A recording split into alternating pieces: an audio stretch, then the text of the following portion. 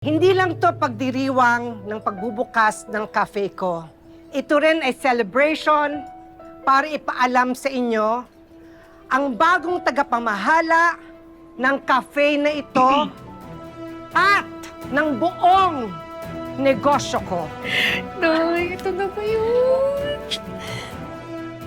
Walang iba, kundi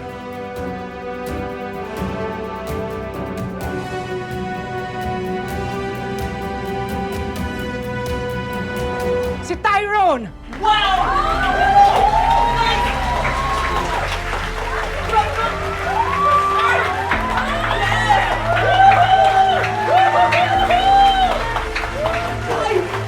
Si Tyrone ang tagapamahala ng cafe na ito at ng lahat ng negosyo ko. Congratulations, Tyrone.